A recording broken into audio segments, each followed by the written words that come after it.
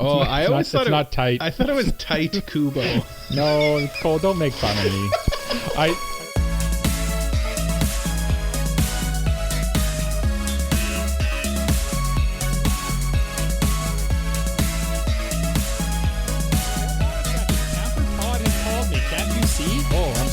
I'm sorry for bothering you. Mari Crombo Weebs, my name is Cole, his name is Mike, his name is Jay. We like anime, and this is episode 89 of the Anime Protagonist Podcast. And on this week's episode, we are checking in on the summer 2023 animation season of anime. Well put. This is an anime podcast. Go figure. But I have a question for you two. And this question I am going to ask because it was my question. And I came up with this question on my own, not Michael. Okay. Michael didn't come up with this. It was me. This was not what's on my mind. This is what's on Cole's mind. Yeah, I've just been thinking about it, you know? Like, I've been thinking, you know, if you could travel back in time, where would you go? This was my question. Okay. What inspired that question that you asked? You asked me that. Actually, you wrote it down in like our podcast doc, but then I thought, you know what? I should ask that question. It's kind of like how like Michael Scott said, you miss every shot you don't take. You miss 100% of the shots you don't take. Wayne Gretzky. Yeah. Michael Scott.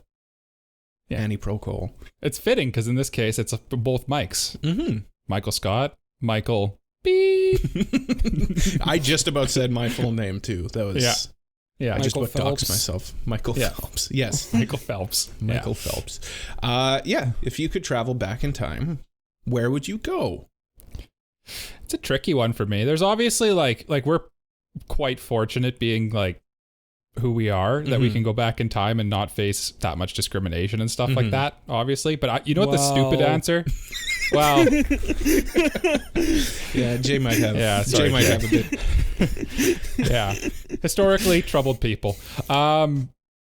I would go back and see the dinosaurs. I'd get eaten by a dinosaur for sure. I know we dove really deep into like the existential dark side of this, and then I went to like the silly fun side. But like, man, I've loved dinosaurs since I was a little kid, and I've always wanted to just like, it'd be so cool to just like see a Stegosaurus pouncing around. I don't know, trampling get over eaten by a T-Rex. Honestly, I think the most interesting thing about that is seeing how much scientists have screwed up putting together dinosaur bones. Mm-hmm. Yeah. Mm-hmm. Actually, I just recently watched the newest Jurassic Park movie. Mm-hmm. And I watched, because I'm a crazy person, I watched a bunch of the extras, and like they were talking about how it's the first Jurassic Park movie that has dinosaurs with feathers on it. And I was like, really? They haven't had that? No, I was surprised too, but he was saying it was the first time they had feathers. But yeah, that's just a classic example of like, you don't know what the heck they look like. For all you know, they were all like rainbow colored and... Well, they probably were. Yeah. They were probably very colorful. Yeah. Dinosaurs are cool. They're basically birds. Basically. Or lizards. Or big crocodiles, depending. Mm-hmm. Depending on the... Yeah. Which one it is, but... Okay, favorite dinosaur, quick. You know, like...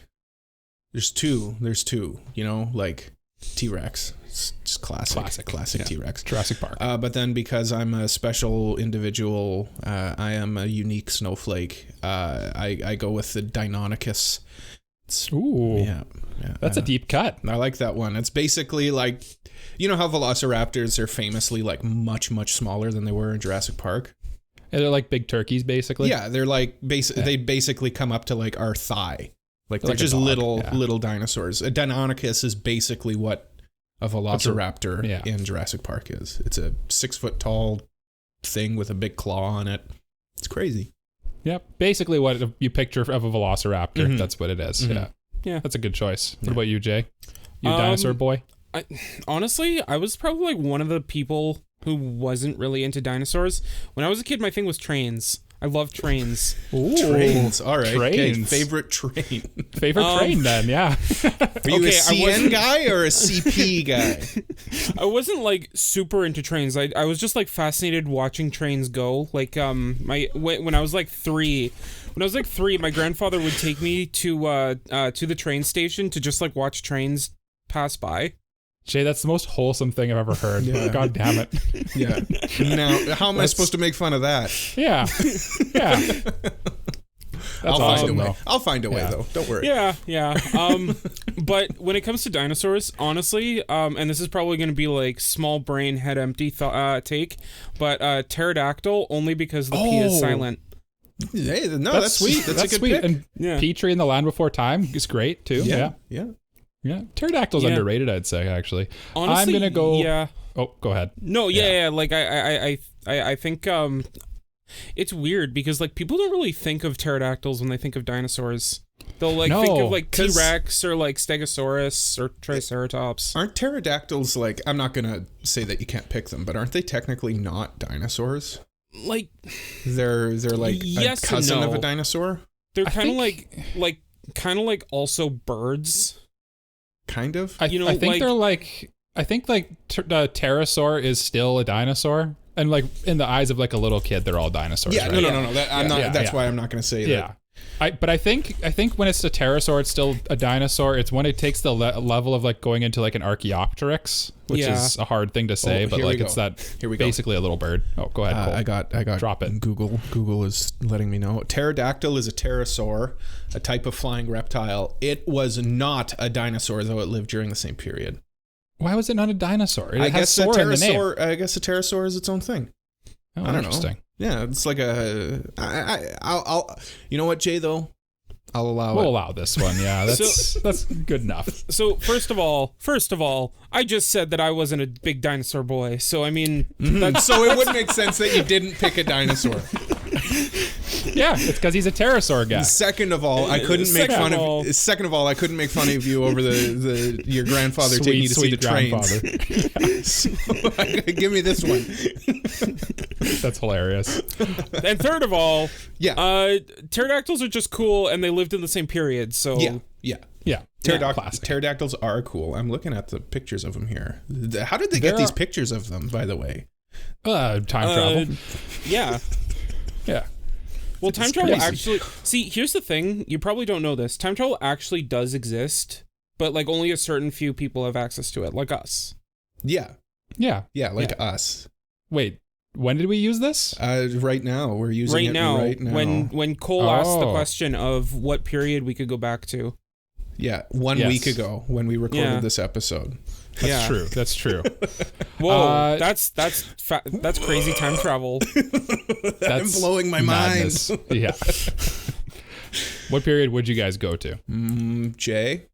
Well, I think first, did Mike answer the dinosaur question? Oh yeah, you didn't. Yeah, what's your favorite dinosaur? It's a tricky one, honestly. I've always been fond of the plesiosaurs. They're cool. Like they're basically like Lapras, but like just a dinosaur, a lot smoother. And then the other one I've always really liked is just the Triceratops. It's classic. It's great. I don't know. And then a weirder one would be the Ankylodons, which are the ones that have like the big clubs on their tails and they're covered in like armor. Yeah. Okay. I don't know why. They've always been cool to me. I mean, what about Albertosaurus? I was thinking about Albertosaurus just because it's the Canadian dinosaur. It's the Canadian dinosaur. Oh, I was about to say, is it a dinosaur shaped in the shaped like the geography of Alberta? Yeah. Sure. Yeah. I mean, Alberta's basically a square, so or a rectangle. Yeah, that's my answers. Yeah, good. Good. Yeah. Okay, now Cole? Jay. Okay, I'll go. Where would I travel to? Stop being so Canadian. Just answer. You know, like here's the thing, guys. I'm gonna go with a very lame, boring answer. Mm-hmm.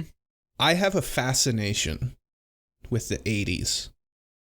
Like, send me back to like 1984.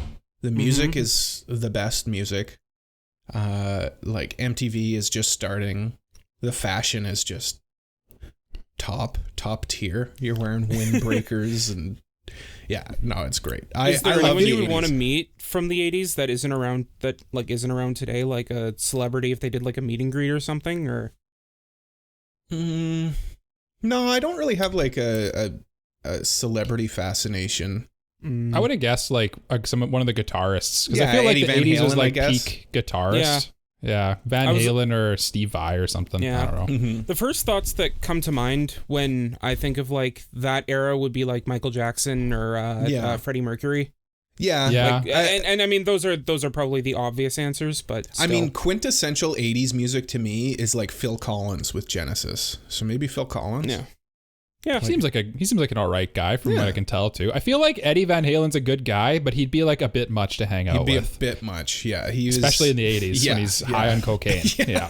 Well, everybody was. It was the 80s. Everybody was. Yeah. I don't know. Yeah, something about, I mean, like people, I don't know if people realize this, but a lot of the aesthetic that we're going for here in this is kind of that lo-fi, city pop 80s-esque aesthetic. That was Cole's creative vision. Yes. Yeah. So yeah, no, I have a fascination with it, and just like the technology of the 80s too, space shuttle, you know, it's all cool. It's a cool time for sure. Yeah, it's iconic, right? Lots of stuff happened. Yeah. And there was lots of money to go around. That's why everybody was on cocaine. Oh yeah. It was like the last now that I think about it, it was like the high of like literally the high where everyone was like having a good time and cool things were happening and like partying and having fun. And then the grungy 90s happened and we've kind of haven't recovered since then. It's all been kind of like it's cyclical, I don't know. Say. Yeah. So we're just in the bad times right now. Yeah. Yay. Yay. Speaking of bad times, Jay, where do you want to go? Probably a controversial take, but I'll take it as like just a fascination in the period. I'd like to go back to Edo, Japan, just like to learn about more about the period. Yeah, that's a great answer. Because, and I mean, like that kind of ties into the anime thing too. Like, I mean, it's Japan, and a lot of anime are set in that era. So I'd love to see the era that a lot of those shows are based on. Yeah, let me add a caveat to mine too. 80s Japan. Oh yeah, that's like peak. Okay. Yeah. That's sweet. Yeah, but yeah, no, Edo Japan for sure. That would be like again, like the architecture of Japan, especially during that time. Yeah, and especially if you had like the ability to travel easily, like that. Because like let's be real here. The problem I have with going into like Edo Japan and like ancient civilizations is like you're probably dying of like dysentery or something. Yeah, here's the thing. You know what I mean? Yeah. Here's like, the thing. Yeah, you're traveling back in time, well equipped. Because to handle and the thought that I had was like you're gonna go back, like it's like a vacation, right? Yeah, yeah. You got like a handy little backpack with everything you need in it or something. That I feel is like essential because like otherwise you're like salt was a luxury back in those days. Yeah, you got Dora's backpack. Yeah, you got a gun. This is my and a samurai stick. sword. Yeah. I would say though, like if you just appeared out of nowhere, you'd probably be surrounded by samurai with you'd take out their swords and immediately ask like, which family are you from? Yeah, exactly. And which clan do you belong to? I'm picturing Jay just like teleports into the middle of like Edo area Japan in like the middle of like a down in the red light district, but he's wearing like shorts and like sandals and like a bucket hat and like a no, his ReZero hat that he always wears. Yeah, and he's just like konnichiwa and they're like, get that creature, what has happened, get that one. Yeah I mean, the other thing about traveling that far into like either then or like medieval Europe with modern technology just to like blow their minds. Oh, that'd be cool. Just to like, just imagine the minds you could blow with just like an iPhone or like even like an iPod. Like honestly, they'd probably think you're an alien. Yeah. They would. Or like a god. Honestly, probably more like a god. Because I don't know if did they have the concept of aliens back then? I don't even know. Kind of bridging our last two topics together here. It all comes back to aliens. Ancient aliens. Speaking of ancient aliens, it'd be cool to go back and see the pyramids and stuff in ancient Egypt. That's always, I feel, a cool place to go. Yeah. Except for the heat. I don't want to do that. The heat's too much. Heat. Yeah. Yeah. Yeah. What about dinosaurs though? We want to get back to the dinosaurs. Yeah. So I would choose to travel. I would choose to travel to ancient times, but you know, you wouldn't have a way to travel around. So I'm gonna go back to like prehistoric times to see the dinosaurs on a planet that I literally probably could not breathe on, and with like insects bigger than my body. Yes. Yeah, that's scary. Big insects. Dying at like age 20. Yeah, it's Yeah, I'm living on borrowed time right now. Yeah. It's true. Wasn't like the average like age back in like the ancient times, like pre 1900, like 30 or 40? Yeah, like but that was like that's a statistical thing because lots of people would die at birth. Oh, okay. So That checks out. They said would bring the average down. if you made it to 20, then chances are you'd make it to like 60. Okay, That makes sense. If they like extrapolate the average death age after, if you make it to 20, is like pretty normal, 65, 70. That's why they had so many siblings back, or kids back then, because Yeah. both like free labor and also because like half them didn't make it. Yeah, you had to. Yeah, It's kind of like that's a dark way to end this little tangent. Thanks for that, Cole. Yeah, I wouldn't go back. Yeah. I wouldn't go then. Yeah, but there are other questions that I have tucked away in a little sack. Okay, it's at Michael's though, so it's right there. It's time for the mailbag.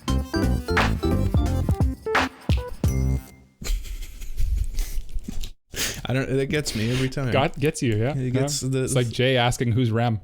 Gets me every time. Who? See? You and a friend of ours was doing that yesterday too. Yeah.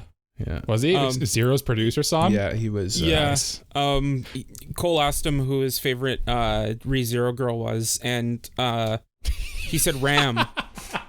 And I heard Rem. Yeah. And then they both said. To be fair, I also heard Rem. And then they because both said. I asked him who. They both said. Who? And then I said, As that's so funny. You guys are so funny. Anyway, we have mailbag questions. And this first one is a priority mailbag question from one of our patrons. Wee-woo. Hey, patrons. You guys are the best. You guys win. Patreon.com/AniProPod. There it is. Super Mexi asked, what is your favorite anime couple? Jay. Oh. You asked the king of anime couples. Do you want to come back? Do you want to come back to me? Come back to me. That's a difficult. Michael, then you're first up. It is a tricky one to like. It's like when someone asks you something, like just any kind of like, what's your favorite anything, and your just brain just goes blank, and you're like, what the heck even is the answer to this? I've always been a big fan of Inuyasha and Kagome. Okay. Just because I don't know, I like their dynamic. I like how they're both kind of like, they like each other, but they also kind of think the other one's an idiot, and it's just, I don't know. It kind of just feels good. It's a good vibe they got going there. It's derpy. So I guess that'll be my answer. Yeah, it's a little derpy, a little fun, a little silly. Yeah. I like it. Yeah. I'm going to go with the main couple and the best romance anime of all time in Toradora with Taiga and Ryuji. Their chemistry, despite what Jay says, is among the best in anime. It's perfect. It makes total sense that they it seems like they're the only two that don't realize that they should be more than friends, and it's wonderful. I love it. I love Toradora. Toradora is great. You're almost due for your rewatch. Christmas is coming up. I am almost due. Yeah. Jay, I've given you so much time to think about this. You did give me time. You did give me time. And I think I'm going to go with Hori and Miyamura from Horimiya. Oh, dang. That's a good answer. I just think like they're so great together. I love their chemistry. I love the fact that like they'll just get into like little fights now and then, and like it goes nowhere, but like it just makes the relationship feel a lot more realistic, because like a couple won't, like when they get together, they aren't just like lovey-dovey forever. It's like you get into that honeymoon phase for like a couple weeks, and then like when you get comfortable with each other, it's like, okay, then fights will sometimes break out, which made that relationship a lot more relatable and a lot more grounded. So yeah, now that you mention it, that might actually be my real answer too. I feel like they're like such a believable couple, and they're so like both likable for like very different reasons that they're great. That's fantastic. Yeah. I'm not changing my answer.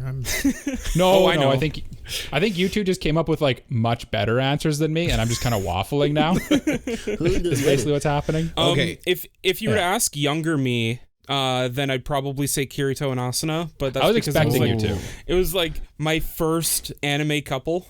Yeah, no, okay. Yeah, here. There's a sidebar. Kind of what Inuyasha and Kagome were for me too. So, right? okay, well, you both have answers. I was going to say, like, who's the first, like, when you think of an anime couple, who's like the primordial anime couple in your head? Oh, so you guys both answered already. Basically, yeah. So you were hoping that we'd give you time to like to think about it. I thought it was a good question, and then it is a good question. It is a good question that we both already answered, Cole. Yeah. And I can't think of one. I don't know. I never really thought of like anime couples, I guess, until I got like deep into it. And it's not. I'm not particularly like the biggest romance fan. It's pretty well documented on this podcast, but like, I don't pay that much attention to it. I guess the main two from Silent Voice are good. Same with Cyberpunk Edge Runners. The David and Lucy is classic as well. Your Name. Can you say it's classic? Or Your Name. Mitsuha and Taki. Yeah. Well, any of the what's his name? Shinkai. Yeah. I mean, that's his thing. That's his whole what he shtick. does. Yeah. Suzume and a chair. Mike, do you like harem anime though? Yes, I do. Oh, very good. Because our regular mailbag question this week is from Vio Antonio, and it's a very simple question. It is, what is your favorite harem anime? And I'm going to answer first because I don't want Jay to steal my answer from me, and I'm going with the quintessential quintuplets. Because it's genuine. Okay, fine. I won't take it. I'm going to go with one that I am the only person in the world who seems to like, and it's goofy and stupid, and I love it. And that's Girlfriend, Is it the Goofy Girlfriend. movie? Oh. Girlfriend. I'll go with Space Jam. but everybody should know that my real answer is quintessential quintuplets, but I'll go with Girlfriend because I feel like probably for all three of us, I'm just going to guess here, Jay, we could all agree that like quintuplets is probably like one of the best harem anime, period. Like I probably really don't know how you make it better because it's like legitimately pretty much perfect. Yeah, Jade, can you go? I'm trying to think of harem anime here. If we were going to exclude quintuplets because we can all agree that it's really good, I'd probably say Yamada-kun and the Seven Witches for me. Okay. Which, like, I mean, it's not really a harem, but it also is, which is very complicated. But the anime is really good, and then the stuff that happens after in the manga is terrible. So I'm only talking about the anime stuff. Okay. Big recommendation from Jay for the manga. Read the manga for that one, definitely. Yeah. Especially the later period stuff. Now I'm curious. Now I want what happens? Maybe don't say it, but say it. No spoilers, but I'll bleep it out. Oh my God! Really? No. Really? Yeah. No way! Holy moly! Unbelievable. Yeah. Probably. Holy moly! Probably my favorite harem anime I'm going to go with is probably Danmachi. Is it wrong to pick up girls in a dungeon? It's, again, like Jay said, it's kind of not a harem, but like it is at the same time because they all love Belle, and that's kind of the whole point. Is it's he's kind trying of to like pick up SAO, girls, but where like it's not a harem anime, but like Kirito has a harem. And it's like it comes up often enough that it's like it's clearly like a central part of it, but they never really like do anything with it. It's just like, see how cool he is? He's got all these chicks. Yeah. No, and I mean, just to like throw my name in the rank too about harem animes that aren't really harem animes. I mean, Girlfriend really isn't a harem anime. It's more like not a harem anime. Would you agree with that, Jay? Or no, he has a harem. It's literally a harem anime. It's literally a harem. He's dating two girls he's at once. He's dating two. Kind of. Let's say girls. Yeah. Well, probably the best reverse harem that I can think of is we're in a high school host club. Just throwing that out there. Reverse harem's a good genre too. Okay. I'll go with Pretty Boy Detective Club, which is essentially that's a good choice too. Which is essentially that's probably that's probably my favorite reverse harem. Pretty Boy Detective Club. It's kind of an underrated show, honestly. It didn't get enough pop. Is Monogatari a harem show? Yes, it is. Yeah, absolutely. Okay, then I'm going with that. So is Jay's favorite Mushoku Tensei. Yes. It is. Yeah. Yes. Yeah. It's like objective. That's just not even like debatable. It just it is a harem. Yeah. Now, I guess this would be actually a good time to drop my big piece of news. That's what I was gonna. I was gonna ask if you wanted to do this. I think I know what this is. Okay, well, Jay might know what this is because he is a stalker. Yes, I just wanted to point out that on the list of like our show notes here, Mike insisted that we call this segment Mike's Big Huge Throbbing Thing. Yes. So Mike, take it away. Yes, my big, huge, throbbing thing. I kind of teased this before the podcast with the guys that something big happened that I wanted to share with them because it's kind of a central theme to our podcast. I feel like you two have united on this, and now I can join in the fun with you guys. Mm-hmm. I have just, as of 2 hours ago, completed the first season of a little harem anime known as Rent a Girlfriend. Oh. And I want to discuss it with you. I'm sorry. Yes. I'm sorry. Why do you keep throwing me into this? I've never watched Rent a Cole, Girlfriend. because you're the biggest fan of Rent a Girlfriend. No, I like girlfriend. Rent a Girlfriend It's the same thing. No, it's not. It's not. If you rent a girlfriend, it just becomes girlfriend. No. Girlfriend actually has like, as goofy and stupid as it is, it has, You know how smart, it progresses. Rent a you know Girlfriend. how smart the title girlfriend is? Each word girlfriend genius. represents a different girl that is his Yeah. girlfriend. Yeah. Genius. You know how good of a title Rent a Girlfriend is? Because that's all he does. He rents girlfriends. He's like such a simp. It's a classic. Yeah. Don't fall in love with a stripper, guys. It's basically what the show's about. Okay. Well, now Rent a Girlfriend is not good. I would argue it's not good. But it's very entertaining. And the same, it's literally Yes. how I always thought it would be. Like, it's Jersey Shore the anime, where it's like, this Pretty is much. stupid. I don't really like these characters, but like I can't stop watching this. Here's the thing, Yeah. though, Mike. You watched season 1. Jay keeps up with the manga. Yeah. How many issues? How many chapters of the manga is there? 292, I think. And let me nothing's double check on that. changed since the end of what would be the first season of the anime? I think there's been one change. Very good. We're at one change per 300 chapters. Does Kazuma get a gun? Is that what happens? What? No. Oh, okay. No. Yeah. Yeah. Well, Mike, the- give us a quick rundown, quick review. Like I said, it's basically Jersey Shore the anime. It's fun. It's silly. I'm gonna start season 2, and then hopefully I'll understand why you guys are just like, yeah, it's just the same thing over and over again. I kind of already see that. Like, it's just literally. I'm assuming it's just gonna repeat with like, Chizuru's gonna start doing the thing, and then it's just gonna be more of the same. Yeah. It's just Simp City. That's all. Yeah. I how think does there's he this afford one. this though? I don't know. He spends so much money on these rentals of girlfriends, and they're expensive, aren't Well, they? at the beginning, his parents were giving him money to live off of. Yeah, they cut him off though. They did cut him off. Now I don't Yeah. understand. I think he got a job actually. Yeah, but he works they like never bring it up. it seems like it's expensive, but he's just like renting. Like literally, the season 1 ends with him renting her every single day for like weeks, and it's like that seems unaffordable. How are you eating, my bro? Yeah. Yes. Sorry to hijack that segment, but I just felt I should share with you guys. 'cause it felt like that is big, huge, and throbbing. yes. And I'm Yeah, glad I was that you gonna shared that say, with us. I think there's a line in The Simpsons where Milhouse is like, "Oh no, the status quo," Yes. and I think accurate. that is a perfect explanation of Rent a Girlfriend. Yeah. The No, status that's what quo I never said. changes. Gintama is anime Simpsons.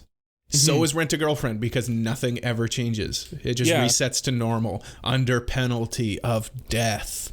At least the first season, though, you're like meeting all the characters for the first time. Yeah. So I feel like that's at least going to be interesting. Well, but now season that 2, there's a maybe- new character. Is there? Okay. Yeah, there's a new There's- girl in season 2. There's a new character in season 3 too. Is there? Yeah. Oh, Okay. right. Season 3 is the one that's out. I forgot that. Season 3 is happening right now. That's why it's Yeah. kind of topical. Because I forgot this I'm show's watching been it on so that I for can watch 3 season 3. seasons. Yeah. 3 unfortunate seasons. Yeah. What do you Okay. guys say we nominate some siblings and then go to a break? Yes, but first say your best girl from Rent a Girlfriend. Oh, I like Ruka. Ruka? Yeah. Chizuru. I'm between Ruka and Chizuru. I agree. Yeah. Jace. Our good friend Zero's producer son who loves mommy. Yeah. How? She's evil. Thank you. Yeah. She has He no says she's an redeeming angel. quality. She's a on that. demon. Yeah. I think it's a meme. It's a meme, honestly don't know how she's even in the show. Like, what is her character? Like, why? What is the point of her being there? She's So an this is ex-girlfriend. something- Like, in my experience, when you break up Yeah. with somebody, you never talk to them gone. again. Yeah, this is something that one of my friends brought up when he read the manga because I convinced him to. That's not a good friend job by you, Jay. I know. And his name was the Michael. show is not good at focusing on more than one girl at a time. Yeah, it seems that way. Yeah, like it'll completely forget about one character for like an entire arc, and then they'll come back and it's like, where were you? What were you doing? Just hanging out, just chilling in the back. Yeah, Just hanging around. I was just hanging like in the around. back of my van. Yeah. Yeah. Okay. Okay, sorry. Now characters Nominate siblings. for our tournament. That's 2 weeks from now? Yeah. No, it's next week. Is it next week? Yeah, it's Oh, next week. yes, Yeah, yes, it's it next is. Yes, week. it is. Yes, indeed. Yes. So, Michael, Hi. you were bragging about the siblings that you had. I got him. You were Yep. literally like jumping up and down saying, oh boy, look at me. I am the king of the sibling nomination. Hee hee ho ho. You weren't supposed to share that. Hee hee. Cole, you weren't supposed I'm to the share whiz. that. Cole, you're embarrassing me right now. It was adorable. Now, Michael, why don't you tell us who those It's like siblings Jay were? watching the trains as a little boy. Listen, you guys challenged me last week. Cole nominated first some incestuous siblings. Mm-hmm. Can you say who they were, Cole? Your first That was incestuous siblings Kiyomi and Karin Araragi. from Monogatari. From Yeah, Monogatari. Jay then nominated a pair of incestuous siblings. I nominated Aqua and Ruby from Oshinoko. That was week 2. That was week. Yeah, That this was is week two. 3. This is week 3. So, Mike, This is week 3. are So you? now I are will you nominate my siblings for this week. Yes. I am nominating a pair of siblings who you two I know are very familiar of and very fond of. Oh no. I am nominating a girl named Sugaha, also known as Lifa, and her brother Kirito. Yes, thank you. Thank you. Thank you. Yes. Low key, Sugaha is best girl in SAO. No. Yeah. No. No, like Asuna is best girl for sure, but like Sugaha is pretty good too. I like her. Where's the Alice representation here? Nah.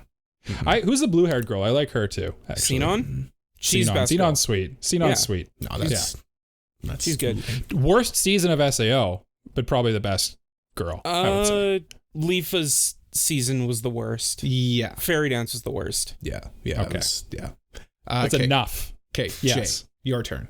Tell us your incestuous siblings. Bold of Jay, you those to are from a assume that they're- hentai. Yeah. Well, that is an interesting proposition for Miku and Yotsuba from Quintessential Quintuplets. Oh. Miku. That's a bold move to go for 2 siblings of the 5. So you're saying that there's art online of Miku and Yotsuba.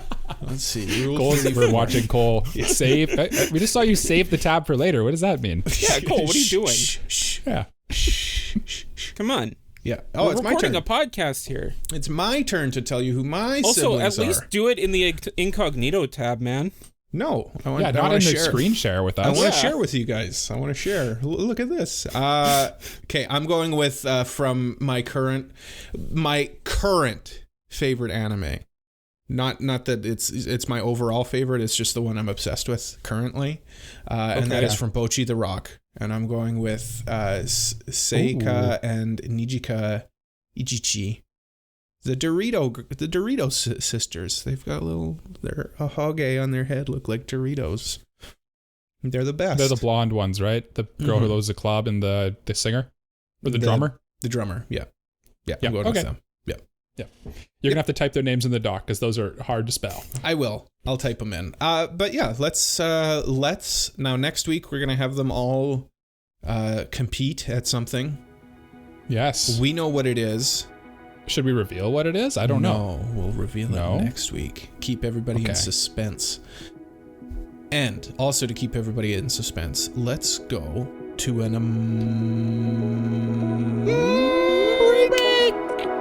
Break.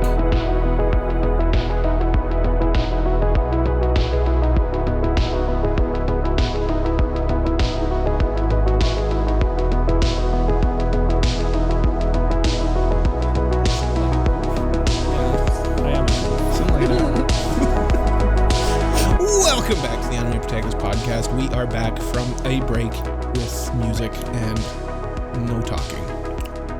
Absolutely not. Absolutely none. But we're back from the break, and now we're going to go over this season of anime that we're currently watching. And to do that, we're going to go over our seasonal draft in reverse order. So just to refresh everybody, at the start of every season, we have a draft based on our based on our results of the previous season. So this season, Mike had the best picks, so he went Super third. Mm-hmm. I am perpetually in second place, so I went second, and Jay had the lowest score, so he picked first overall. So we're going to go in reverse order, starting with Mike's last pick, and then we'll finish up with Jay's first pick at the end of all of these.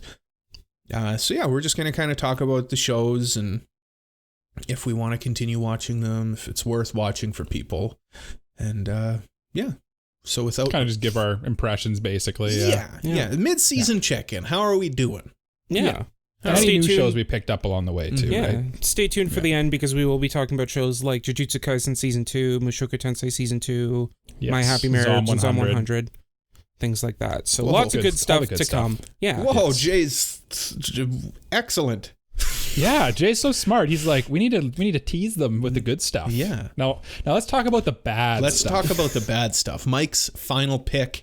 So the final pick that was made on our draft episode was Bleach, 1,000-Year Blood War Arc, Part 2. Yes. Michael, That's me. that is you. Are you watching this? Are you enjoying this? Okay, so I'll tease the rest of my list here. I am watching all of my shows, and there's only one that I'm not enjoying. I'm not loving all of them, but there's one that I'm going to drop, and I don't know which one it'll be, but it's not this one. Okay. Because I have a Bleach feeling I know 1000 which one it is. I think I know which one too. Yeah, you could probably guess if you do, just by looking at the list. The Bleach 1,000-Year Blood War Arc Part 2, I think it's called Reincarnation or something. It is continuing on, obviously, from Part 1 of the 1,000-Year Blood War, and it's continuing to be incredible. So there's nothing to say that's bad about this. The last episode that I just recently watched was when Rukia and everyone comes back, and it was probably the best episode of the season too. I'll send you guys a picture of the sweet the imagery in this show is so cool, and Bleach is so stylish that it's just like a treat to watch. And I kind of I binged it all, and I think I'm becoming a pretty big Bleach fan. I don't know. I know people don't like Bleach because it kind of does the same thing over and over, kind of like we were saying with Rent a Girlfriend, and it moves pretty slow, but it's just so stylish that it's hard not to like. The characters are all so cool. The art is so cool. Well, the thing is Tite Kubo, he became a mangaka because he loves to draw. So he's a much better artist than he is a storyteller. Hold on. What's his name? Tite Kubo. Oh, I always thought it's not tight. I thought it was Tight Kubo. No, Cole, don't make fun of me. I said to these boys in 100% honesty once, yeah, Tight Kubo, and then Jay's like, what did he say? Tight Kubo. But yeah, he's man, that's a tight Kubo. He's kind of Tight Kubo is kind of in the same realm in my brain. He's like a mini Araki from JoJo's Bizarre Adventure, where when he loves just making things look awesome, and maybe the story is kind of not the best, or maybe nothing crazy, but it's just so enjoyable to watch. And this current arc has been very well animated. The music's really well done. You can tell they basically said, listen, we have Bleach. We have one of the big three here, and we have basically unlimited budget. We're Studio Perot right now. We're going to give it all to this show, and it's just going to be incredible. And it's working. It's great. I'm going to continue watching it for sure. I highly recommend it to anyone who's also up to the lore, because you need to watch like 300 something episodes of Bleach to understand what's even going on here. But it's like the payoff of those 300 episodes is all happening now, and like the biggest stuff is happening. Did you watch 300 episodes of Bleach? No, I read it. Oh, okay. Because reading's way faster than watching. Oh, And 100%. Long running shonen, well, even manga, especially like the big three manga, they're pretty easy reads. Mm-hmm. Yeah. Well, so Michael, continue that. I will continue that for sure. Evidently. Next up would be me with The Gene of AI. This one is by Studio Madhouse, and it is on Crunchyroll. And I have watched one episode. Okay. Okay. And actually, I liked the episode. I liked what... I think it's going to be one of those sci-fi shows where the overall premise of it isn't that intriguing, like the overall arcing character story. Where the show makes its money is on individual topics. So the first episode is all about... So the concept is there are people and there's like these androids who are basically people. They live as long as people, then they'll die, and they're essentially people, but they can upload their consciousness or like copy their consciousness. So the whole first episode is about one of them is sick, but they can simply save themselves by re-uploading a backup of themselves into their body. But then the whole concept is what happens to that person, right? Okay. Because from that person's point of view, like, okay, Mike, you're going to die tomorrow. I've seen it. Yep. Happens every day. But you did a backup of yourself yesterday.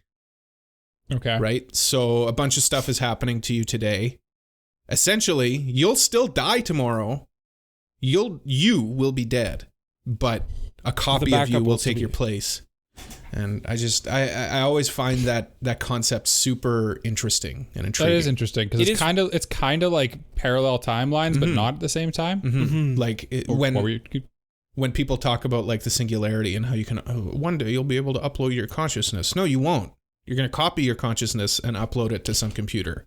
Yeah. Meanwhile, you're going to still be stuck on this garbage dump of a planet, and some copy of you is going to be living in a AI world. So will you be able to upload the memory of being in that AI world to your back into yourself? Yeah. I don't think that would be what the point is, what you're trying to do. I think in this my idea is like Earth is dying, so we're going to upload ourselves and like live up in satellites. Right. But you're just uploading your consciousness. Meanwhile, you're still stuck down here. It's like what's the ship where if you replace every part in a ship, is it still the same ship? It's kind of like that question, right? Like, Theseus's? I never know the names of things. I just know what it is. Theseus? Yeah, that sounds right. Yeah, something like that. Some Greek guy. Anyway, will I continue watching it? Yes, but I think this will be a binge at the end of the season. I like the first episode, but I don't care enough about it to continue watching it, like keeping up with it. Yeah. It's good sci-fi. There's been better sci-fi the last few seasons, but it's decent. It's okay. Sci-fi is so rare that you kind of have to embrace it when you do see it if you are a fan. Exactly. Yeah. Anyway, Jay.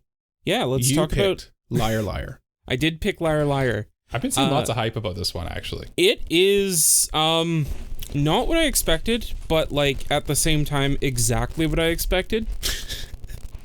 Which sounds contradictory, but like I expected a show where like kind of like No Game No Life, but instead of the main character just like outsmarting everyone all the time and winning, he just gets like he acts like he's not smart, but he actually is. Kind of like Eminence and Shadow guy. Kind of. But it's not that. So like he does end up winning all the time, but it's because a ton of people who like are coming out or like are trying to keep up this lie that is basically like the center of the plot. They're basically helping him win from the shadows. So like it looks like to everyone he's like this super genius that's able to win every game, but in reality he's an incompetent idiot who just like has a ton of help. Oh, so it's kind of the opposite of Eminence and Shadow, I guess. Yeah, it's kind of the opposite. The OP though, like it goes a little bit harder than I expected it to. As hard as that one you sent to us yesterday in our Discord. That was like that Chinese animation one. Yeah, Jay and I, ridiculous. We were watching a OP quiz, and that what was the show called again?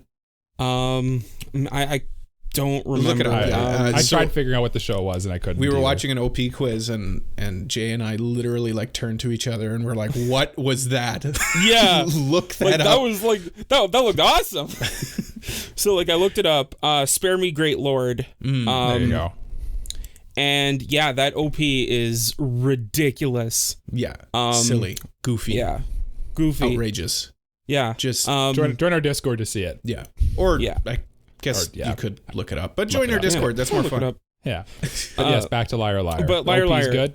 It's good. I wouldn't say it's like, mind blowing or anything, but like when you're going into like a trashy light novel adaptation, you're expecting like bare bones, nothing, and like it gave more than that. So it exceeded my expectations. It's not going to win by OP of the season, but like by not being awful, it was good. Yeah. I hear you. Yeah. Well, would I recommend this to anyone?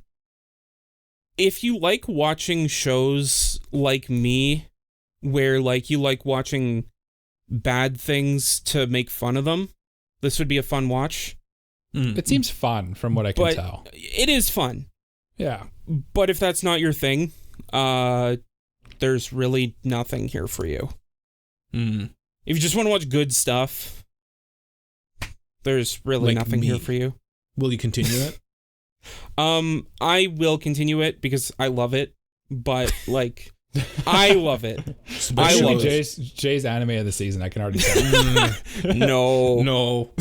Oh, Jay's, that's right. Yeah, Jay's anime of the season is pretty well locked up. For what it's worth, Jay, when I look on AniList, this is the 10th most popular show of the season. So yeah, it's only rated 64%. So like it's in this weird like it's right next to Rent a Girlfriend season 3. So like it feels honestly, like that's on brand. Yeah, like it sounds. It's not necessarily good. It's not good, and like I wouldn't give it like that Jersey Shore thing because it's not like it doesn't have that same dramatic flair that makes you want to talk about it every week. Okay. But it's just like it's like a Michael Bay film where like you just like you go in, you just want to enjoy the ride, see like all the crazy explosions and that, which like there's not explosions, but you get what I mean. Yeah. Like the so crazy many explosions. Yeah. Like the craziness of it all and just digest it. It's a trip, right? That's kind of a way to put it. Yeah, it's a ride. Yeah. Let's ride on over to Michael's next pick. Ooh, baby. What a transition, Cole. Yeah, nice, Cole. I'm doing a host job here poorly. Atelier Ryza was Mike's next one. Yeah. Are you enjoying the thighs? Atelier Thyza, as the kids are calling it. Thyza, R-Y-Z-A, Thyza. Listen, that's right. You have to go way down the list to find this on either the popularity or the score. Really? It's 62% score on AniList, and it's on 5, 10, 15, 20, 25, 30, 35, 40, 43rd most popular show. So this is hot topic we're talking about. It is based on a game that's like not really that popular. Like it has its niche fans, but like it's not like Persona 5. Yeah. Right? And you know what? This anime has been doing. I'm actually this morning spent like 6 hours playing Atelier Ryza. The game that this show is based off of, because I started playing it before. I wanted to play it before I watched it, and I can tell you that this show is actually doing a pretty good job of adapting the game. I would say it's mostly following the order. it's like actually staying true to like the spirit of the game, where it's kind of like these kids, they want to go on an adventure. They want to live up to more than just like this boring island that this small town that they're basically have always been a part of and never told they could never go outside of. And it's all about like them becoming friends and like growing as people and exploring the world and stuff. And then where it really kind of like excels is like all the little moments. It's like a great little slice of life adventure story almost. It's just fun, it's wholesome, it's nice, and I'm enjoying it a lot. And I don't understand why it's not getting so much love, but I think it might be just because it's, like Jay said, like a game that not many people are familiar with, and I'm wondering how much my knowledge of stuff in the game is helping me like this anime, whereas maybe if I didn't know this stuff, it wouldn't be immediately obvious to me, and I wouldn't see what it's doing. That, but I'm also curious, like, because as all games are, they have like a gameplay and a whole system that you play with, how that translates, and because you have to take that another step back out of the mind and the game of Atelier Ryza, how the dissonance in that changes the experience. I think it's done a pretty good job, because like the actual gameplay of Atelier Ryza, like the combat is pretty simplistic. Like there's nothing too crazy. But like I think a lot of people play Ryza because of like the alchemy and that kind of stuff rather than like combat. And it's cool because they actually do, like, they have like a little magical girl transition where she actually, like, when she does the alchemy, it's kind of like they took the way it works in the game and turned it into like an interesting little visual. It's kind of annoying because they show the same, like, basically magical girl transition like every episode. Yeah, that sounds about right. I one thing I like to do when I watch these shows is I'll go into Reddit or like AniList and find like the episode discussion threads, and there's always a counter of number of thigh shots in the episode, and it has been like consistently like 50 to 60 per episode. I mean, they know what sells. They knew what they were. They know what sells. Yeah, absolute territory for the win.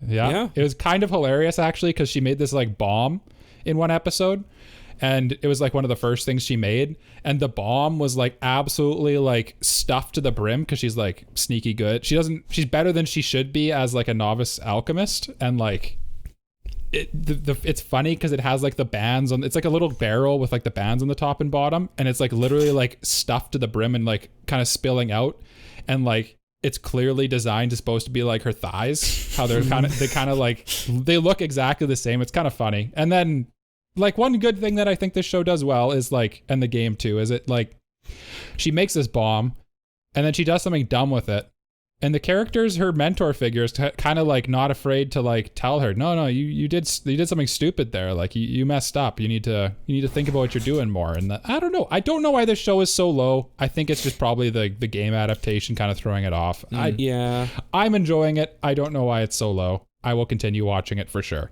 Very good. It's one of the few I'm keeping up with weekly, actually. Oh, yeah.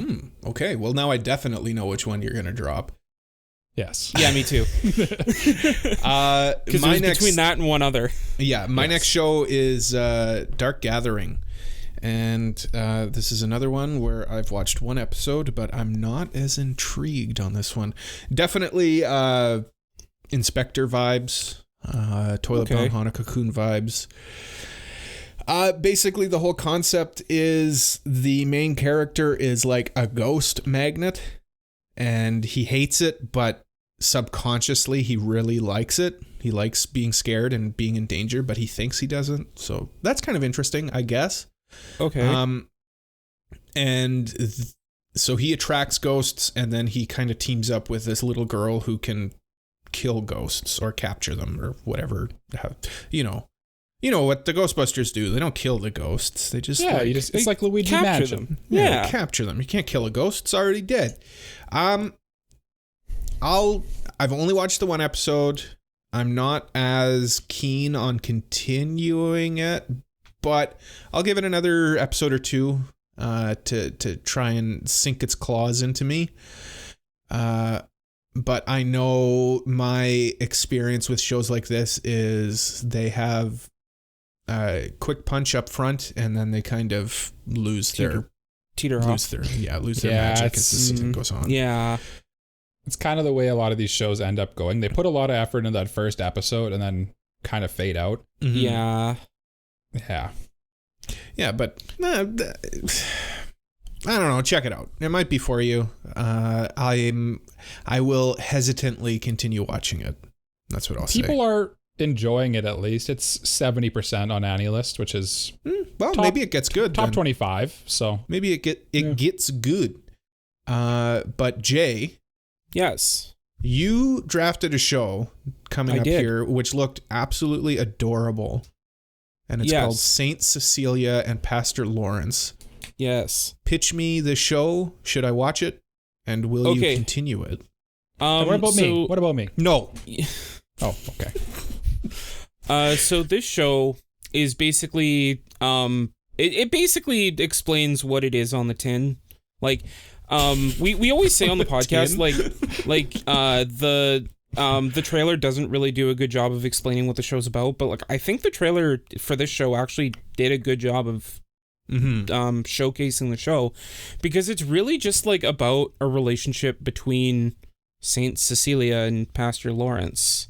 They it's pretty apt then, yeah. Yeah, like seems... I mean, and it's just like a cute slice of life romance story about these two people that spend time with each other, and that's really it.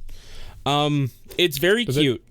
Does it do a good job of being a cute romance? Like, because I feel like there's one of these shows, multiple of these shows every season, right? Yeah. Does it do a good job of being this show?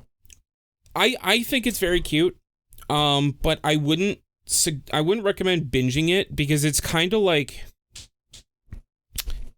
how do I describe it? Like it's kind of like, I don't want to say repetitive, because like I enjoy watching it every week, and it kind of feels like that palate cleanse of like kind of like a sigh of relief and unwinding. But I hear you there. Binging it feels like, you know, you're getting a bit too much of that dose. Yeah. If you know what I mean. I think slice of like these real true like slice of lives are not great binges generally. Yeah. Like they're kind of meant to be like a palate cleanse weekly thing. It's kind of how I see it, at least. Yeah, and that's kind of apt, because that's how I feel about it. It's by Doga Kobo, who just came off of Oshinoko, but it's very, very evident this is like the B team, because it was delayed by, it was supposed to come out last season, came out this season. So what I'm assuming happened was they took some people from that team to work on Oshinoko and then pushed the show back. And I think that kind of shows, because the animation, like, I mean, it is a little bit stiff, but I mean, you don't really need great animation for a slice of life, so it is what it is. Yeah, it's kind of not the point, but you still want it to at least like be enjoyable to look at, right? Yeah, and I mean the show's still enjoyable. It's just like, I wouldn't say it's the best thing you're going to be watching this season, but if you want the comf, you'll get the comf here. I'm going to keep going, and I'd recommend it to those of you who just want like that good vibes unwind show. Jay's all about the good vibes. Now, Mike, why are you dropping Reincarnated as a vending machine? Listen, guys, everything that I just said about Atelier Ryza, by the way, great OP on Ryza, great OP, great, good song and all that, is kind of the reason I'm not loving Reincarnated as a vending machine. I was kind of like, when I took this one, I kind of had a feeling it wasn't going to be my cup of tea. It's too slice of life in all the wrong ways for me. And the characters are not as relatable, and as dumb as it sounds, it's really hard to care about a vending machine. Really? It seems like I could do it for the sword I cared about, but really you cared about Fran. And like, I don't know what it is about this one. It's just like, so would you say that the girl that's like with the vending machine isn't interesting enough to keep that's to probably keep the intrigue on the inanimate object character?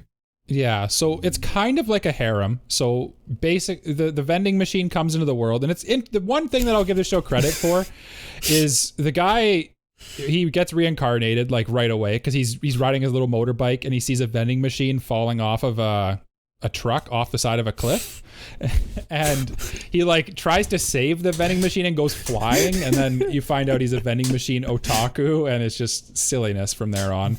And the one thing that it does well is that he actually is a vending machine, and he can only speak in vending machine lines, and he can't move, and he really is basically bound by the construct of being a vending machine. Okay, that makes sense why it wouldn't be. I have no mouth. But that would also cause a lot of dissonance between the character relationships, meaning you like how do you bond a character with a vending machine, right? And how do you give person? It does it interestingly. I'll say that. Like he quickly learns, like he meets one of the girls in his harem, and basically, why do all these girls love a vending machine? Well, because here's the thing: girls love food, and vending machines provide delicious foods. Yeah, fair enough. Basically, the gist is he was a vending machine otaku, and he can basically vend anything that he bought in his previous life. And because he tried to buy everything he could from a vending machine, it's basically everything. Okay. And so he like basically figures out that he can communicate, like, for example, yes is, I forget what it is, but it's like, thank you for helping, or thank you for coming. And then the other one is like, a no would be like, not enough change, or something like that. And like, he speaks through that to these people, and they kind of understand what he means, but it's just a little too awkward and too hard to like Jay said, build a relationship that way. I feel like the light novel that this is based off of would be more interesting because he'd probably have a lot more introspection into his thoughts and how he'd work this out. There is. Yeah, I just mean like the novel would probably like go into a lot more detail about it. Probably, because it basically like his inner thoughts come out as normal. Like you hear them at basically almost as the vending machine is dispensing its like canned lines. And it's just like, I don't know. It's strange. It's a strange show. And it just, for whatever reason, didn't really capture my heart. And for that reason, I'm going to drop it, I think. I don't know. It's just not for me. It's just not my cup of tea. Just not feeling it. I get it, though. That's fair. I mean, sometimes you just drop things. Yeah, it's just a miss. It's just a miss. Yeah. I mean, speaking of misses and dropping things, the girl I like forgot her glasses is... surprisingly good. Cole has come full circle. He's a huge Gohan's fan now. We're gonna have to revise our patron tier list that we just did. Gohan's this season is kind of going off. I wouldn't say that like they're doing good.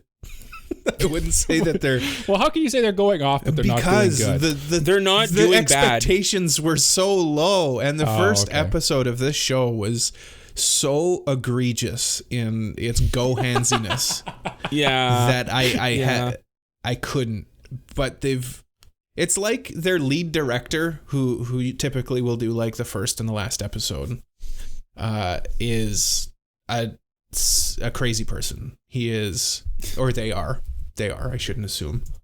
They are insane.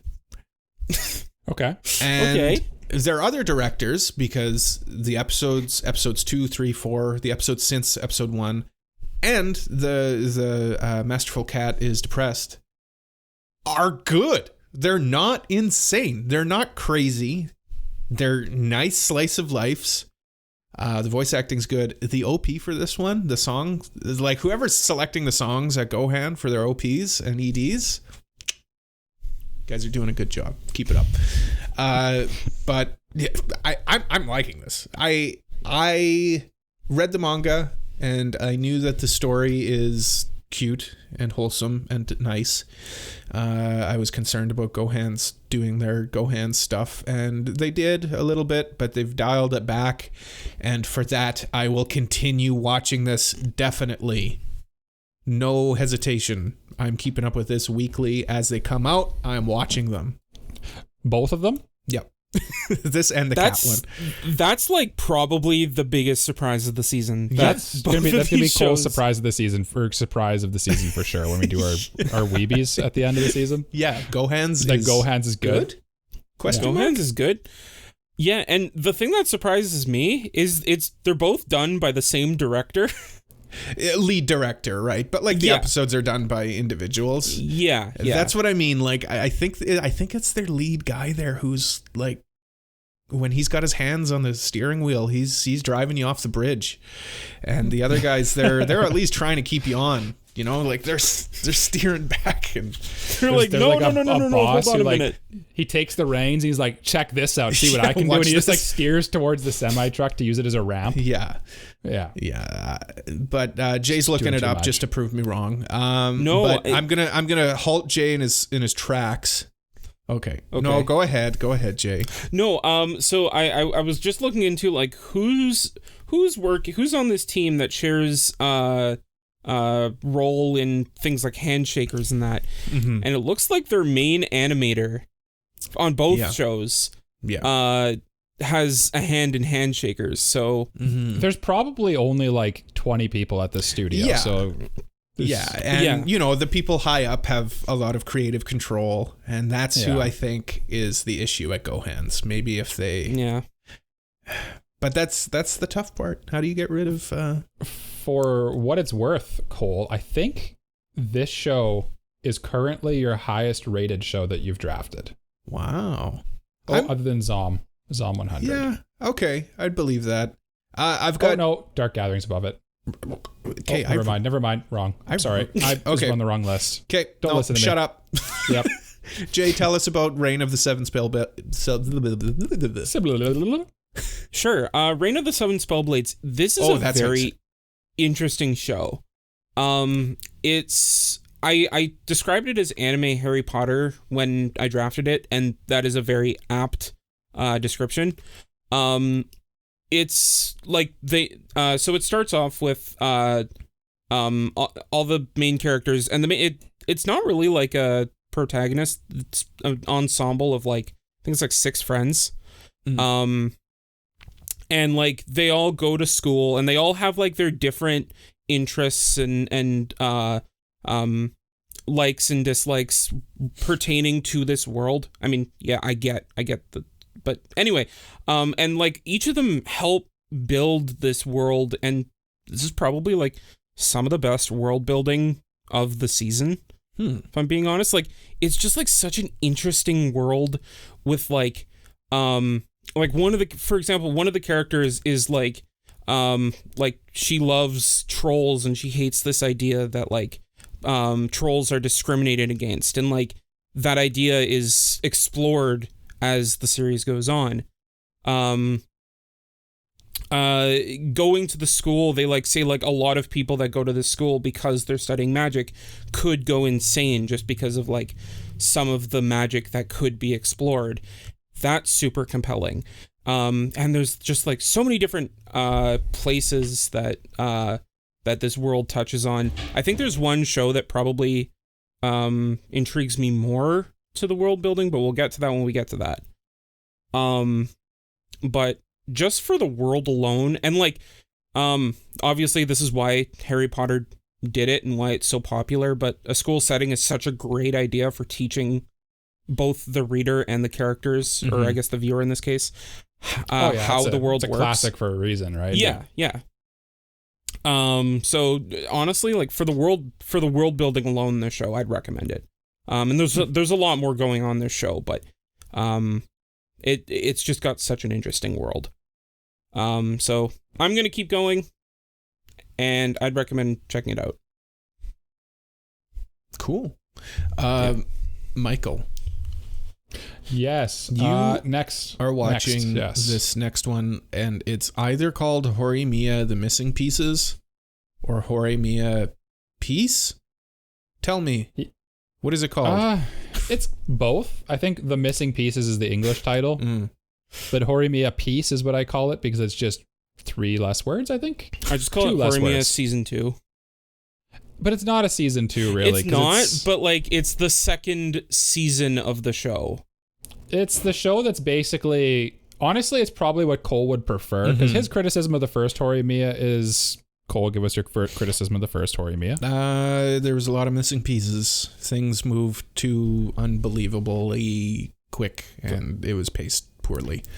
Right. Yeah. So basically what this is they took all the missing pieces that Cole's criticizing them for taking out and said, hey, let's animate all those. And like, it just turns into like this kind of like, it is disjointed. Like it's just hopping around all over the place. They're just basically like little like one-shot stories about like different characters and their relationships and stuff. But honestly, this season has been quite good. I'm really enjoying it. It's just more Horimiya at the same time, but like not having like a central, like in Horimiya, the central plot is like let's see them become a couple. Let's see how their relationship develops and stuff. Whereas this is more just like, let's see how the characters are when they're just like breathing and being around each other and doing what people do. And it's good for it. I like it. I'm really enjoying it. So is Shazena. This is probably her anime of the season if I had to guess. And I'm definitely going to continue watching it. I don't know if it's worth being like an anime of the season for me, just because like it's too slice of life at this. I know I praised it for being very slice of life and everything is kind of like it's just a bunch of pieces. Like it has an arc where they compete in a race. It has an arc where like literally they're just talking about how the Hori family teases the president's family, the Sengoku family. And that's like the whole episode. They have an arc where like they get trapped underneath a table. It's just like it's a lot of fun. It's really an enjoyable watch and I'd recommend it to anyone who likes like cute, believable romances that are just a fun time. Nice, easy watching. Reminds me of like chapters of like the Archie comic or something like that. What's the gang gonna get into this time? That's kind of what it is. Like that's a pretty good take actually. And like this show is the 6th highest rated on the season at 81%. Pretty low scores this season actually. Wow. But yeah, it's definitely worth checking out. I know me and Jay disagree on the OP for this one. And the song is good. It's not as good as the first OP in my opinion. And the one thing that I pointed out, which I pointed out to Shazena, and you can't unsee it once you see it, is the running animations in it are so like bizarre and just like unbelievable to me that it ruins the whole thing. And I don't know why that sticks out in my brain. It's just, maybe it says something about me as a person, but it really is jarring to me. Mike's just a big fan of running animations. He's a connoisseur. Yeah, Mike's a running connoisseur. When you observe the running animations like I do, you will observe when they are truly atrocious. And the Miyamura's running in this one is a weird one. But I will continue watching this. It's on Crunchyroll. It's Studio Cloverworks. It's good. Watch it. If you like Horimiya, you know what this is. It's just more Horimiya goodness. Or you can watch it in Cole's Psycho order that he was teasing about earlier, where he's going to watch it like one episode of this and one episode of the original season, like the manga true watch order. Just read the manga, Cole. Just read the manga. Honestly, I'm kind of more interested in the series after my analogy of like an Archie comic volume, where it's just like, okay, like you're just, where am I going now? Honestly, it's good. I like this format better than just the straight up, here's their romance story. Yeah, this is a little more fun and interesting because you don't really know where it's going. The stakes aren't so high, it feels like, for some reason. Yeah. I would recommend this to you over the actual original anime, actually, just because I know you and I think you would enjoy this more. Okay. Well, my next one is on Netflix, exclusively on Netflix. I don't know what's going on with Netflix, by the way. Like Psalm 100 is on Netflix and Crunchyroll. Yeah, there's strange times in the anime world right now. My Happy Marriage was next up. It is good, but also not good. Also kind of corny and silly. Okay, so the good parts. The animation in it is gorgeous. The OP is good. The voice acting's good. I like the world building. Like when you watch the trailer and stuff like that, you don't realize like this is a world of like supernatural powers. People have abilities to like do stuff, pyrokinesis and telekinesis and stuff. I would not have guessed that. I would not have guessed that whatsoever. What really puts me off of the show, and I wouldn't say puts me off because I enjoy the show, spoiler alert, is just it's so contrived in like, okay, the main girl is really beaten up on and abused by her family for seemingly no reason. Like they're just super mean to her, and it seems like it's just like a Cinderella thing, right? Yeah. So I guess that's what they're going for, but it feels contrived. Like we need to just make this character meek and quiet and shy. How do we do that? Oh, let's make her family super mean to her. Okay. And then later on in the series, you find out why they're kind of abusive towards her. But at the start of it, it's like, what? Why are they so mean to my girl? What did she do? What did she do? She's so nice. And yeah, but it's good. And then yeah, there's some things I would kind of clean up maybe a little bit, but it's good. I'll definitely continue it. I would say if you like Fruits Basket, this would be up there for the same reasons. Like it's a romance, it's a shoujo, there's supernatural powers. I will say, Cole, you showed me the OP yesterday, and like it does have a really cool OP. The OP is very nice. It's very pretty. It's just a good shoujo OP. Is what I'd say. Yeah. Yeah. This is one that I'm debating making mine and Shazena's. Like we try to watch like one good shoujo every season because it seems like shoujo's back, baby. Like it seems like there's like good shoujo coming out consistently again, and it's nice. It's a good thing. Oh well, if Fruits that's Basket kicked off a lot of opened a lot of doors. Yeah, if that's what you're going for, I'd say go with this. This seems like the choice because it is also it's right behind Horimiya as the 6th highest rated show of the season. Yeah, so it's good. Yeah. It's good. Yeah, I'm enjoying it.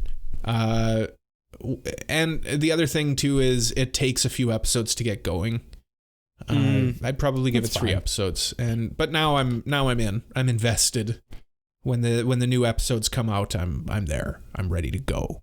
Have you seen our the ranking channel that we have, the Ranking of Kings channel, or Ranking of Things, or Ranking of Things Ranking channel? of Things. Yeah, where it's just the AniList charts or whatever that post in there, and this show has been consistently like number 1 or number 2 for like the entire season. Yeah, people are liking this show. Yeah, and for good reason. I'm just being critical of it because it's my job.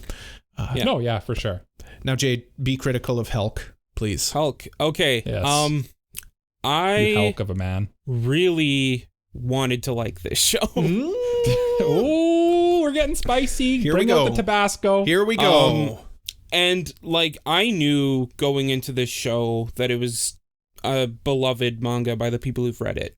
Okay. And like it has a very interesting concept where like the show starts off with like a tournament arc to decide who the next Demon King is going to be. And the main character is the former hero who turned his back on humanity. Okay. And basically the show starts off where like one of the other demons wants to like sabotage the hero because like why could a human possibly be the Demon King? You know, clearly he wants to overthrow the demons so he can kill them all.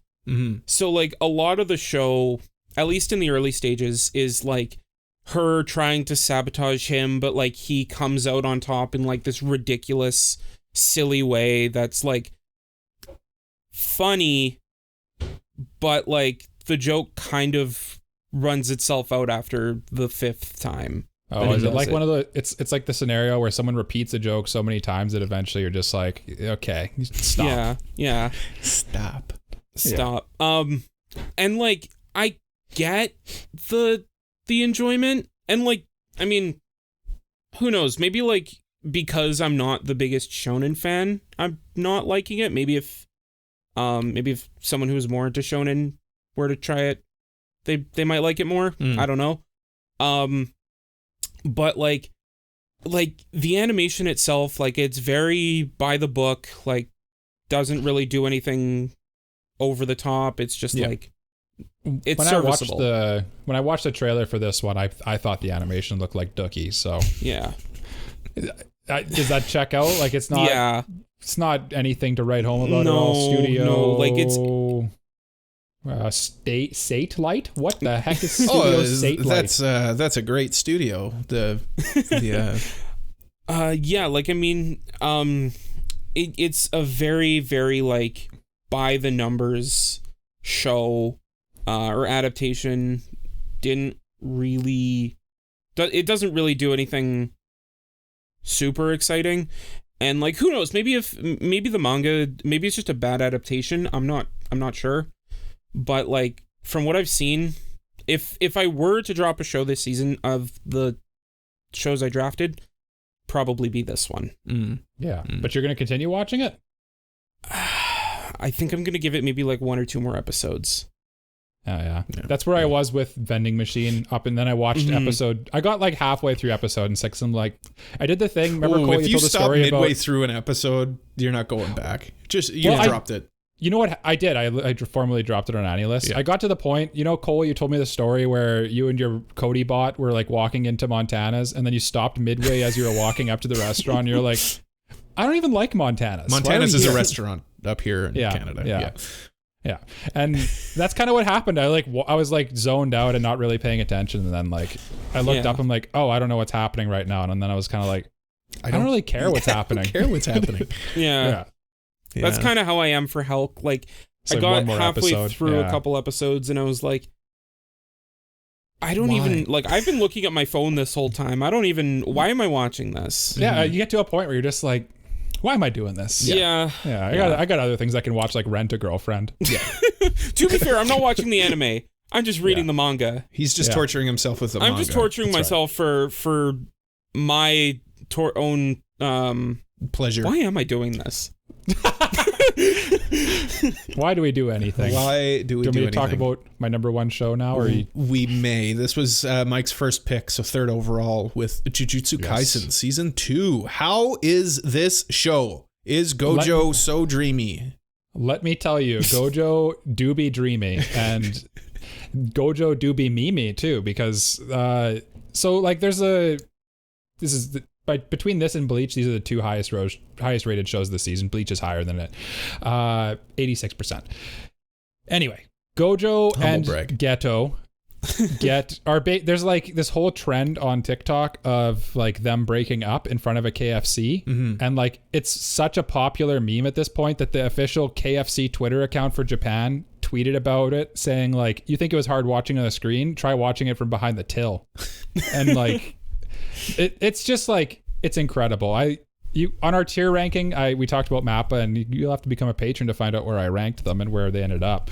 But I love Mappa. I think they do such a good job. And you can tell with this season, they were really like, we're going to put all of it into this show. And it has been outrageously good. The OP is probably going to be my OP of the season. We'll see if anything kicks it off. And Super Mexi has tried to get me to nominate it to you boys as one of the ones that we add onto our playlist, but I know neither of you have heard it, so it's kind of hard for me to do that. Yeah, but it's fantastic. It's probably better than the first OP too, actually, and I would for sure say that, actually. And it's just, Jujutsu Kaisen does such a good job of catching you off guard and like celebrating the little moments and like the little things that really make you happy. And like are just like so comforting to see, and it kind of catches you off guard because then it immediately rips your heart out and squishes it in front of you and like drenches you in the blood of your own heart, and you're just like, why am I watching this show? And like people are actually warning casual fans who don't know what's coming in the manga that this next arc is going to be like horrific. And if you're like prone to depressive bouts and like this stuff like this really affects you, maybe just don't watch this show. But I do like this kind of stuff, and I'm definitely going to continue watching it, and it is amazing and fantastic and everything I've been waiting for. Do you guys have any questions? That was a beautiful word painting you painted there, Michael. Yes. Thank you. Jujutsu Kaisen is good. I haven't started watching it. I feel like this is a show that I gotta binge, This would be a good time to binge it because the arc that's happening, Gojo's flashback arc, has just concluded. Okay, yeah, now would be a good time to pick up. It's just going to start the Shibuya arc. I think it's taking a little break before it starts the Shibuya arc. Because I think that was the problem with the first season. Famously, I watched up to like episode 22 of the first season, and then I just stopped watching it for months. I think because for me, it's not one of those shows that I want to watch weekly. I want to ingest it all at once. I will say, so far this second season has been better than the first season for me. Kind of for the same the things that I think you didn't like about it, how it being kind of disjointed and like a little messy the first season, like you kind of didn't really know what it was doing. This is where Jujutsu Kaisen really starts like, okay, we know what's happening. Everything's set up. Here's the crazy stuff. It's all happening now. Yeah. Yeah. So, yeah.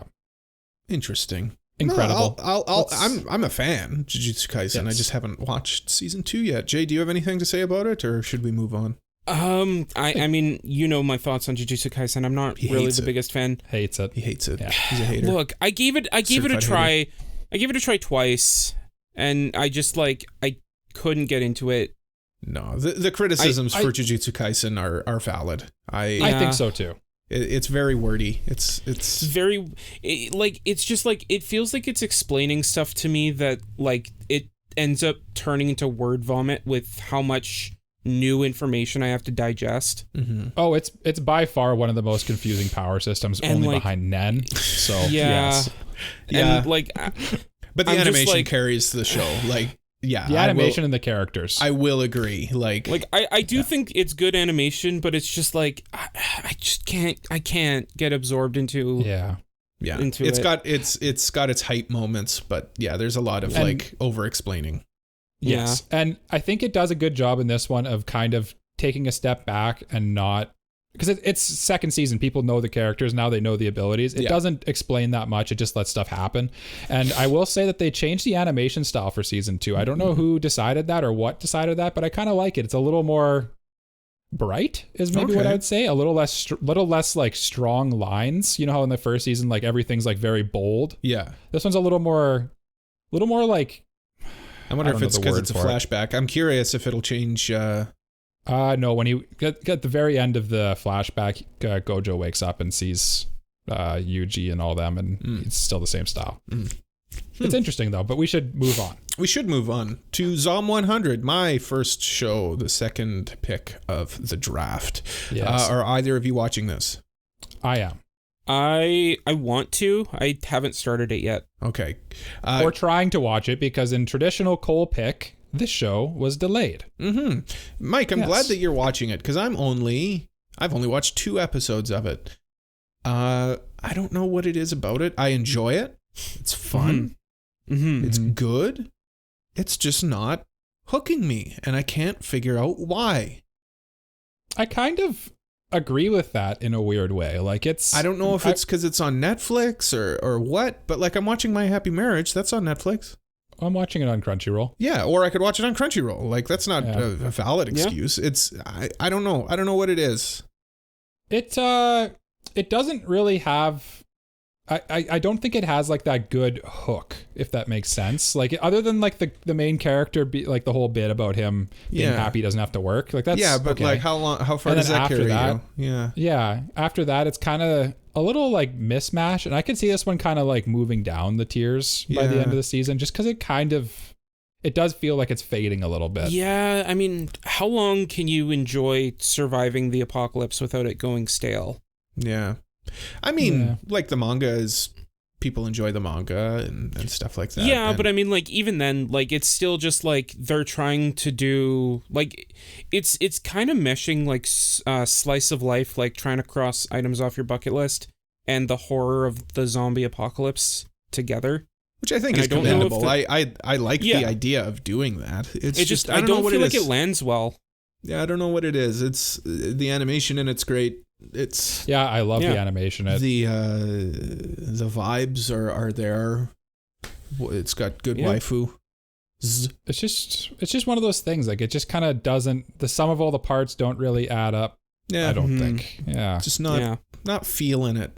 No, I don't know. Maybe it'll be a binge at the end of the season. But for now, I'm not going to drop it. I won't say that. No, it'll be on the back burner for a few weeks. But it's kind of a little Chainsaw Man-y as well. Yeah, like in the way that it gets weirder and like more adult than you expect at times. Mm-hmm. So like that might be throwing people off. Like I think the next episode you have to watch takes place like mostly in like basically a brothel, like a love hotel. Yeah, I mean that doesn't bother me at all, but it's just I don't know.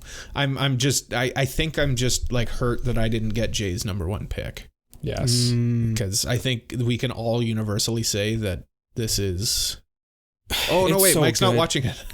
I'm not watching it. Okay, well, Yeah. Jay and I are, and it's good. And that show It's is so Mushoku good. Tensei Season 2. Mushoku Tensei Season 2. I mean, this is genuinely the only show that I am watching every week as soon as I'm able to watch it. Mhm. We've literally had to like wait for Jay to like Finish watch an episode. Yeah. Yeah.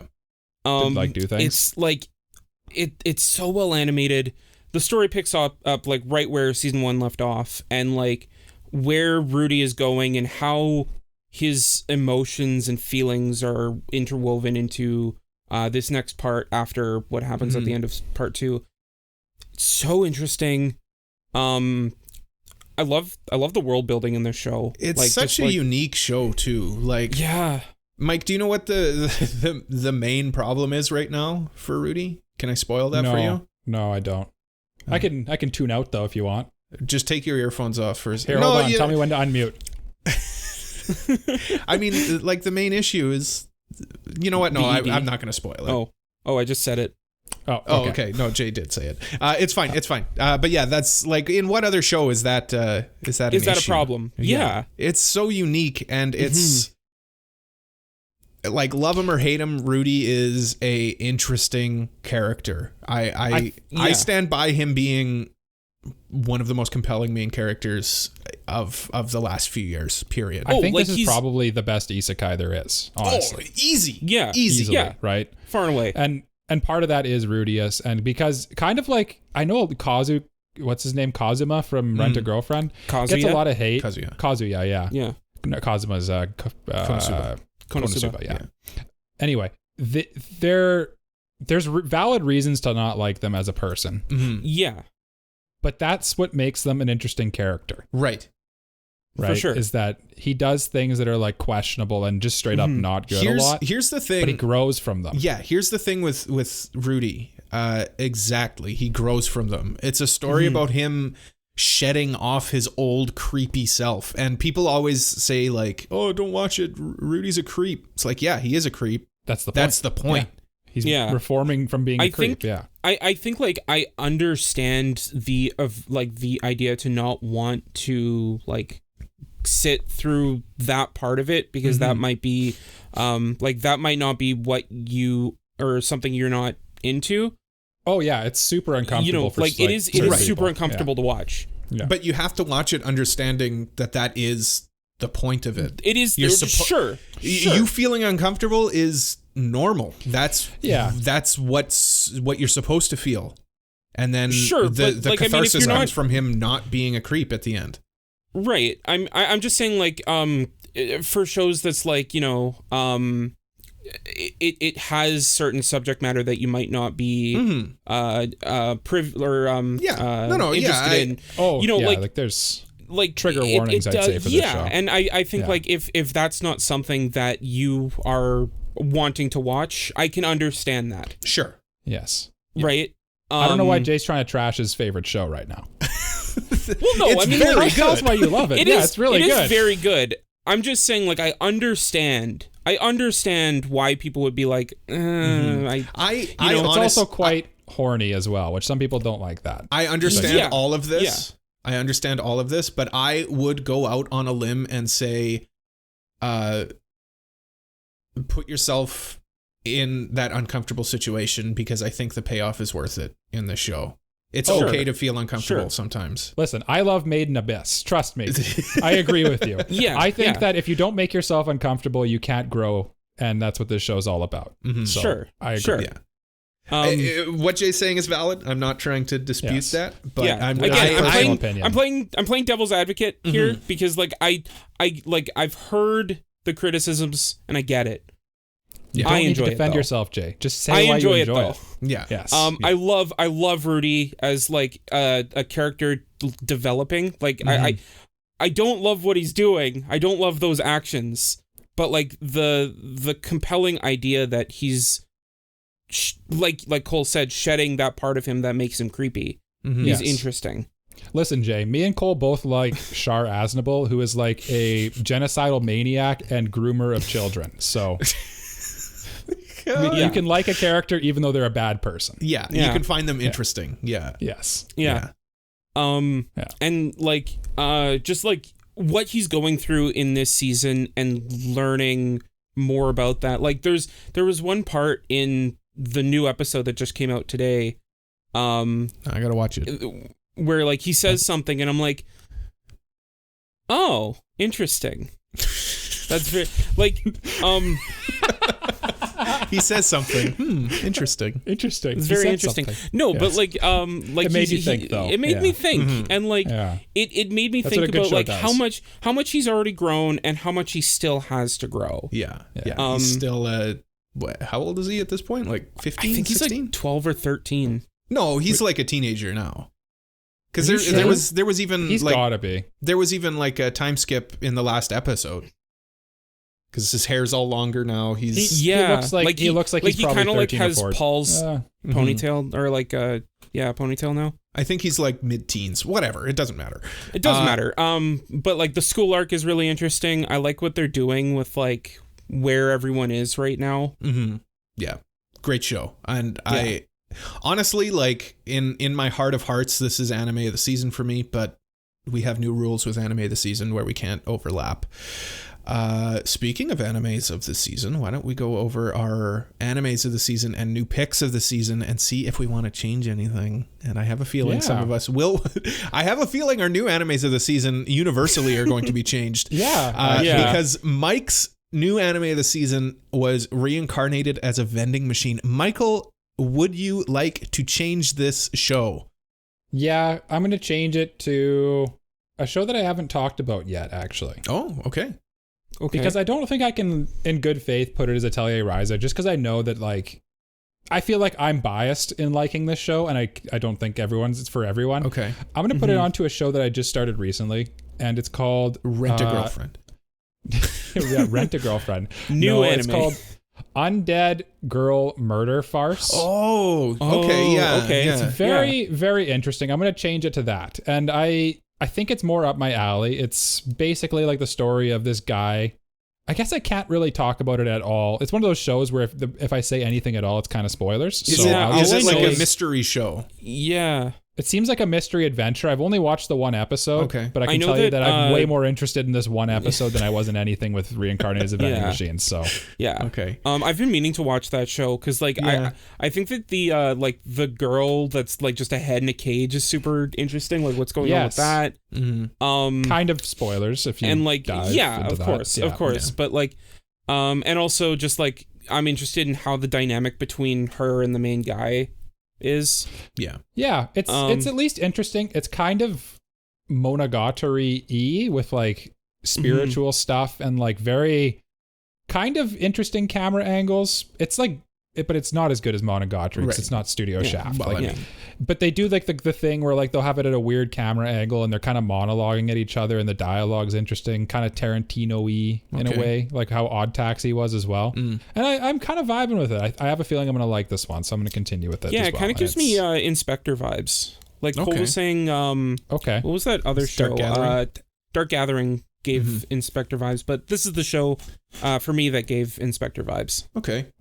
Studio Lappin track for what it's worth, whoever they are. I'm changing it. What about Cole? Are you up me next. My new one was Zom 100, and like I'd be comfortable leaving it there, but like in my heart of hearts, you gotta be true to yourself. I gotta be true to myself, and I'll probably go with The Girl I Like Forgot Her Glasses as my new anime of the season, just because it's surprisingly good.